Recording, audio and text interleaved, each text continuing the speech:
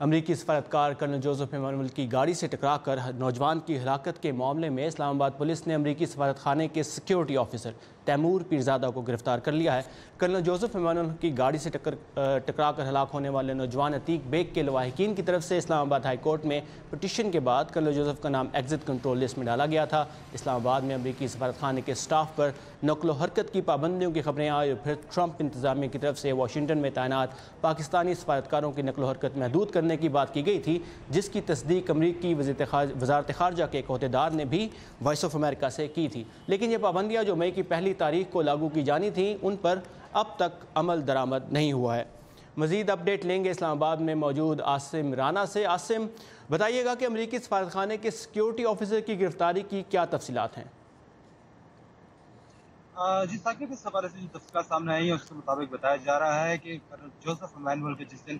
یہ ایکسیڈنٹ ہوا 7 اپریل کو، اسی دن یہاں پر سیکیورٹی آفیسر تیمور پیرزادہ جو تھے وہ یہاں پر اسلام آباد کے کوسار پولیس اسٹیشن میں آئے اور انہوں نے اس موقع پر ان کے ساتھ 2 گاڑیاں موجود تھیں۔ انہوں نے وہاں پر فوری طور پر کوشش یہ کی کہ کرنل جوزف ایمانویل کو اپنی گاڑی میں بٹھائیں اور وہاں سے وہ نکل جائیں۔ پولیس نے اس حوالے سے جو ہے ابتدائی رپورٹ لکھ کر دے دی تھی، جس کے بعد اس حوالے سے تفتیش کا سلسلہ جاری تھا۔ آج اسلام آباد میں اے آئی جی آپریشنز ہیں عصمت اللہ جنیجو، ان کے آفس میں اس حوالے سے ان کی ہیئرنگ ہوئی، ان کو بلایا گیا تھا، ان کا اسٹیٹمنٹ ریکارڈ کیا جا رہا تھا، لیکن اس دوران بتایا جا رہا ہے کہ پولیس نے کچھ ایسے ایویڈنسز دیے جو وہاں پر سیف سٹی کیمراز کی جو فوٹیجز تھی ان میں سے تھا، واضح طور پر نظر آ رہا تھا کہ تیمور پیرزادہ جو ہے وہ کرنل جوزف ایمانویل کو زبردستی پولیس کی حراست سے لے جانے کی کوشش کر رہے ہیں، جس پر ان کے خلاف جو تھا وہاں پر باقاعدہ ان کو کیس میں شامل کیا گیا اور آج ان کو اسی آفس سے گرفتار کر لیا گیا۔ یہاں پہ یہ بات بھی دلچسپ ہے کہ ابھی 29 اپریل کو ایک اور ایکسیڈنٹ ہوا تھا جس میں سیکنڈ سیکرٹری جو تھے چارلس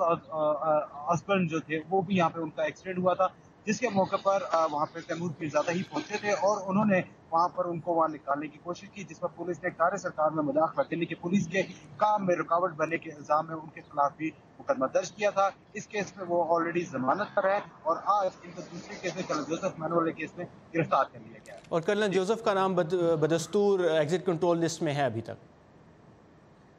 جی کرنل جوزف کا نام جو ہے وہ بتایا جا رہا ہے کہ ان کو ایگزٹ کنٹرول لسٹ میں تو شامل نہیں کیا جا سکتا، البتہ وزارت داخلہ نے ایک بلیک لسٹ بنائی ہے جس کے مطابق وہ بھی تقریباً ان کا بھی یہی رول ہے، لیکن اس کو ایگزٹ کنٹرول لسٹ اس سینس میں نہیں کہا جا سکتا کہ وہ صرف اس میں صرف ایسے مشتبہ افراد جو وزارت داخلہ کی مرضی کے مطابق ہو اس میں ان کا نام شامل کیا جا سکتا ہے۔ اس حوالے سے کوئی بھی کورٹ آرڈر باقاعدہ موجود نہیں ہے جس کی بنا پر ان کا نام ایگزٹ کنٹرول لسٹ سے شامل کیا جائے، لیکن بلیک لسٹ میں ہونے کی وجہ سے بھی ان کے اوپر نقل و حرکت کی مکمل پابندی ہے اور وہ پاکستان کے کسی بھی ایئرپورٹ سے فلائی نہیں کر سکتے۔ تھینک یو عاصم، آپ اسلام آباد سے ہمارے ساتھ ہیں۔ Thank you for these updates.